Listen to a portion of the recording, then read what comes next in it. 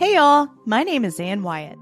I started my career in workforce development with the state of Kentucky in 2010. That experience ignited a deep passion for manufacturing within me. I started this show hoping to raise more awareness around the bright outlook manufacturing careers have. Join me as I sit down with some of the manufacturing industry's most successful changemakers and learn how they're partnering people with technology. It's time to give people more meaningful work. This is Workforce 4.0. All right. Hello. Hey, everybody. Thanks for joining in today. We are super excited because this is the first episode of season 2 of Workforce 4.0. Thank you guys so much for joining us. I'm super excited to have Tor Inge from Clarify on today. He's the CEO, and we're going to talk more about the connected worker. Tor, do you want to introduce yourself for everybody listening in? My comments are already jumping. So please go ahead and introduce yourself and we'll get into it. Thanks, Ann, and thanks for having me here. As Ann said, my name is Tor. I'm the CTO. Our CEO is someone with a very similar name to me. His name is Tore. That sometimes gets confusing. Yeah, I'm the CTO of Clarify. I've been working in industrial automation manufacturing space for about a decade now.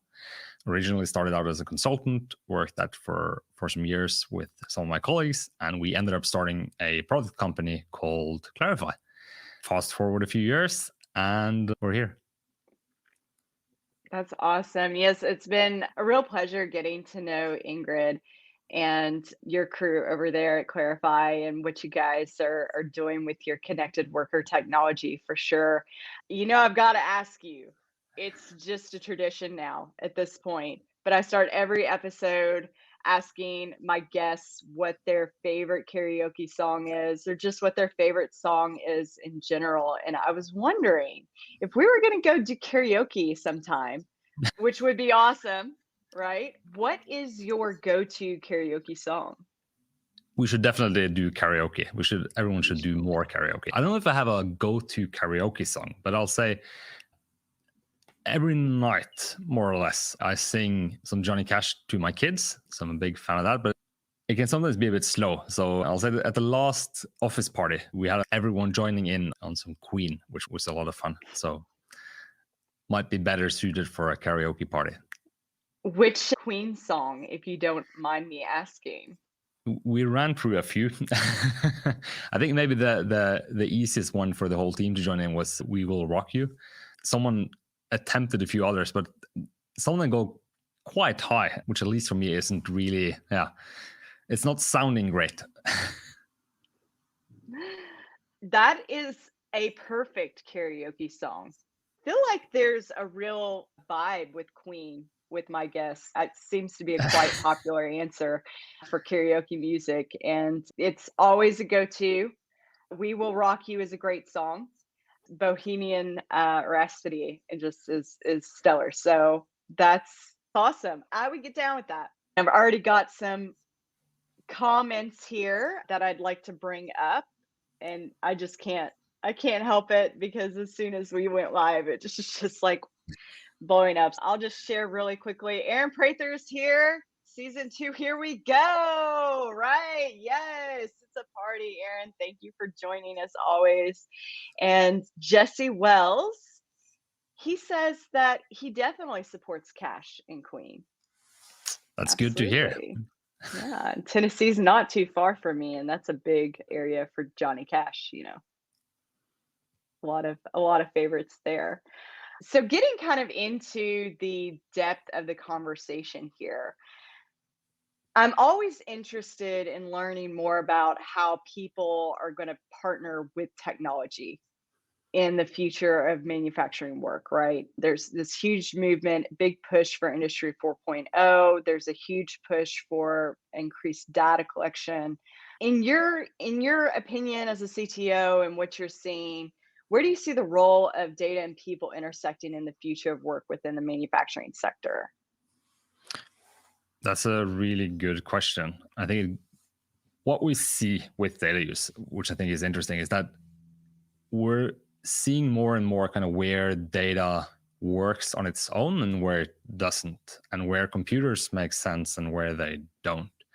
And I think as we progress, us, our partners, our customers, people in the field will figure out where it makes sense to have computers do the work, where there are volumes or speeds or other reasons why computers are better suited at working with data than people. But then on the flip side of that, we'll also see kind of where that doesn't work. I think computers are great at automating stuff and at doing repetitive work, but they're not great at strategy. They're not great at having vision or identifying which problems to solve.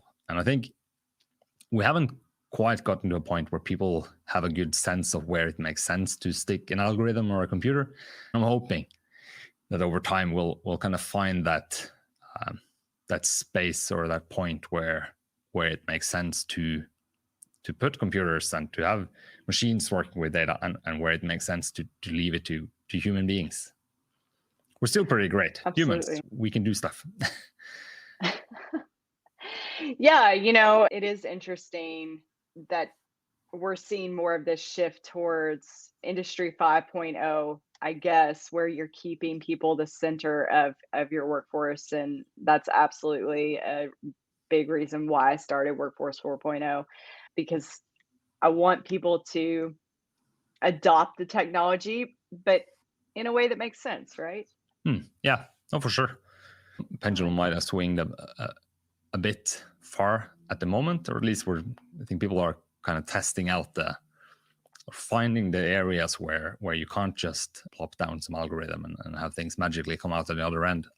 I think when we get better at identifying those, there'll be some interesting opportunities for tools and companies and products that help out in that intersection. Absolutely. And I had gotten a video.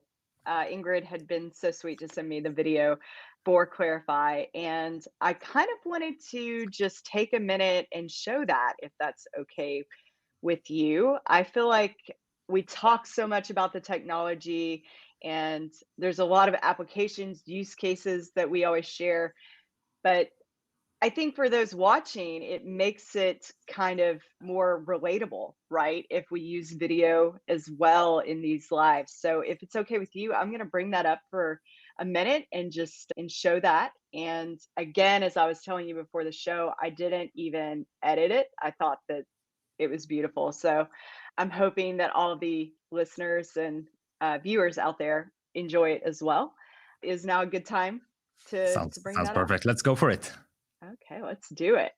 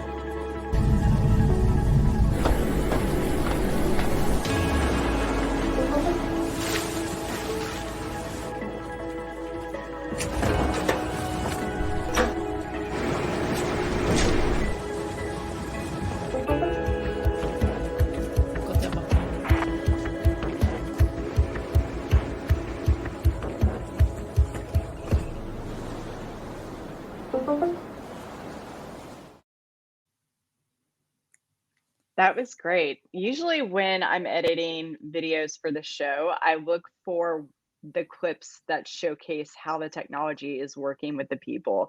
I think this video does such a great job of doing that anyway. So that's why I just wanted to kind of show the clip that you had sent. But can you kind of talk to us a little bit more about what we just saw in the video? I saw a lot of emojis, a lot of mobile use applications there. Can you expand a little bit more on what we just saw? Sure. Happy you liked it. I think if you're looking for clips that show how people interact with software, that's hopefully most of what our software does, because it's built really to be used by humans, and making that a good experience, making our software something that people would want to use. It's such a big part of us building it. So As I said in the beginning, I worked as a consultant in this industry doing data acquisition, working on projects to do analysis of data and making data available for people. And Clarify is born out of a frustration with the tooling that was available. And we, as a team early on, we decided we wanted the tool to act in a way which would be familiar to people who had just used software like you do in your private life. You open Facebook, or you use Snapchat or Instagram, or kind of any of the software that you used to using as a person. Coming into the manufacturing space or the industrial automation space, a lot of the software is not recognizable. The interfaces are cumbersome and hard to work with. They're often very focused on the individual using them and not really helping collaboration or being social tools in any way. As you saw in the video, what we're trying to do is to help not really just a person, but a group of people, a team, solve problems together. And I think that puts some requirements on the software that goes into it, but it also puts for sure some requirements on the teams and organizations adopting it. Absolutely. I did have a couple of questions here in the comments that I'll bring up before we get into our next question, but I feel like our next question touches a little bit more in depth to your answer there. But did want to get some of these questions answered. Nicholas says, recommendations for technology and distribution companies that serve manufacturing. It's a good question. That is a good question. Let's see if we can answer that. So, recommendation for technology that in distribution companies that serve manufacturing. I'd say that it's not the area that I work with the most. I don't know if you've seen QuoteBeam. We work a bit with the very nice girls who run Automation Ladies. I know Nikki is involved with the company called QuoteBeam, who's trying to do, I think, something similar for the distribution, or at least the value chain management part of manufacturing. Nikki is amazing. She is one of my favorite people. Nikki, if you're out there watching, shout out. We love you. And Nicholas, I would connect with Nikki. If you're not already connected with Nikki Gonzalez, she's just good people. So make sure you connect with her. In regards to the video, I did want to bring up Jesse's comment here. Experienced real-time teamwork, right? And that's exactly what you had said as well. So just thought I would give some feedback. Great minds think alike. I'm getting another question here. This comes from Ben Holt. Knowledge documentation is always a difficult task when workers can't slow down enough to complete it. How is knowledge captured in a fast-paced environment? That is an excellent question, Ben, and thank you for stopping by. It's always good to see you. I'm super happy that someone asked that, because it's one of the things that we've spent a lot of time thinking about is how do you get people who's out in the field, and as Ben said, who are just busy, like there's a ton of stuff happening. How do you get them to document what is happening? And what we're trying to do with Clarify is to say, what can we do as a software company? Like, could our role be? And I think our role is basically to get out of the way. Like, don't force people to type in some insane form where you have to fill out every field, or it's super structured, so you need a lot of time and resources to think about what to put in, or you have to go to your desktop computer. So we've focused a lot on just making it accessible in the field. And on a very practical level, that means having native mobile applications so that you can open it on your phone, because that's where you are. From the video, you can see we're working with some aquaculture companies. So you're out at sea, you're doing some operation, it's raining, it's cold, you're in the middle of an operation. And then if we're asking you to please go back to your office computer, undress, sit down, open up some weird form, pick from a bunch of different drop-down menus, like who would do that? Like I would never do that. And so I don't think we should force our users to do that either, right? We want to allow them to do it where they're actually working and in a format that makes sense in a day which is filled with tasks already, right? Absolutely. Yeah, thank you for that question. That was a good question.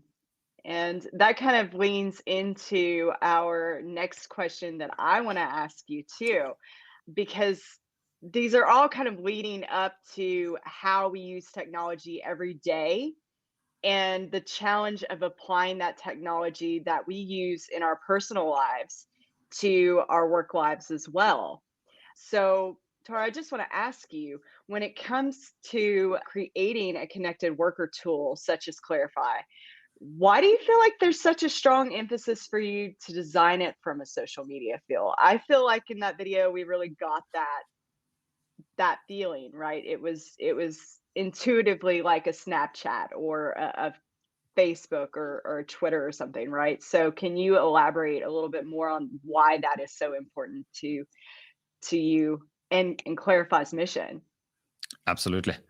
I'll say that I think there are two main points to it. The first is just today, I think that's the expectation, both for the people working in the industry, but especially bringing younger people in. They're not going to be satisfied, or they're not going to be happy if we give them tools which look and feel completely different to what they're used to. So I think that just table stakes is having a tool which looks and feels like what people are used to using, so you don't have to spend a ton of time learning it. But then the more important part of that has to do with why do we want people to interact with? I think there's so much value we're missing if we're only capturing the data and not capturing the context around the data. And when I say context, I mean the input from the people. When things happen and we can see in our data, we got a spike, right? Well, what do we know just looking at the data? Well, we know we had a spike, but why? What happened right before that? What happened afterwards? What did we do about it? And I think that context comes from the people who are closest to the operation. And if we want them to contribute that context, we need to get out of their way. We need to make it easy for them to bring the context.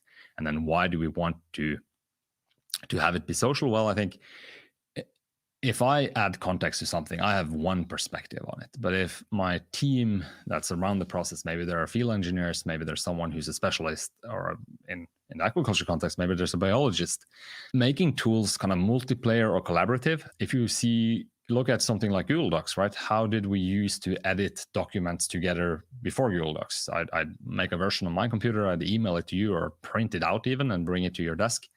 And I think the end result is shaped a lot by the tools that we use to get there. So making these tools collaborative and making them feel social will in itself change what kinds of context and discussions and value that we're able to capture in the tool. So that's been a huge part of why we made Clarify and what we're trying to do with the tool.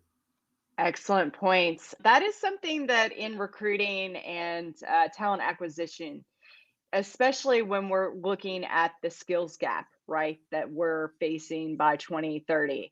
How do we attract more younger workforce generations to manufacturing, and how do we retain them, essentially? And that seems to always be something that we come back around to, is really giving them technology that resonates with them, that they use every day. So some excellent points there. I'm getting some more questions here. You guys rock. Have I told you all rock? Thank you so much for blowing up my comments today. This is amazing. And there's a lot of really good information being exchanged back and forth. I love this. You guys keep it up. We are all here and for helping each other and knowledge sharing. So that's amazing.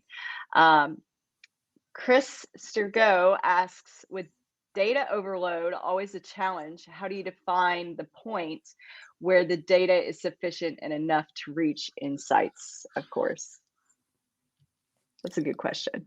That is a very good question. If I had the one right answer to it, I'd run around selling it to every one of our customers. I think it's really hard to tell, but I think it's a really good question for talking about it. I don't think there's a one size fits all solution to figuring out what is enough data. But I'd say that is an argument, I think, for if you're trying to solve data problems, and I'll touch on this later up in more detail, but if you're trying to solve data problems from the top down, it's really hard to understand what data you need and what a good solution looks like. And we're big promoters of the idea of, I think it's good to have an overall strategy for sure. But when it comes to getting value from your data, I think starting kind of from the bottom up, makes a lot more sense, because the people closest to a machine and closest to a specific problem will have a much smaller set of data that they're interested in, a much more concrete question to ask of the data. I think that leads to a sharper view of what data is necessary, because data overload for sure is a huge problem, and it's just growing every day. There's just more data, and the rate at which we accumulate data is even growing. So we're going to be left, if we start from the top down, trying to figure out, okay, what is all the data we can collect, and then later we're going to start looking at it and trying to figure out solutions. Interesting. If someone wants to reach out to you about Clarify or just to learn more about you, what's a good way for them to contact you? So LinkedIn works really well, or shoot me an email at Tor at clarify.io. There's also, if you just head on to our website and you see that little chat bubble in the lower right corner, that's not a machine on the other end. It's going to be either me or one of my teammates. You'll get to talk to a real live human. And we're always interested in talking with prospective customers, partners, just people in the field. We learn so much from working with people in the field. I feel like I'm constantly learning something new, so don't hesitate to reach out. Awesome. Well, perfect. Well, thank you so much again for coming on Workforce 4.0 as my guest here today, and thank you guys so much in the audience for being super supportive and having such great conversation, great questions.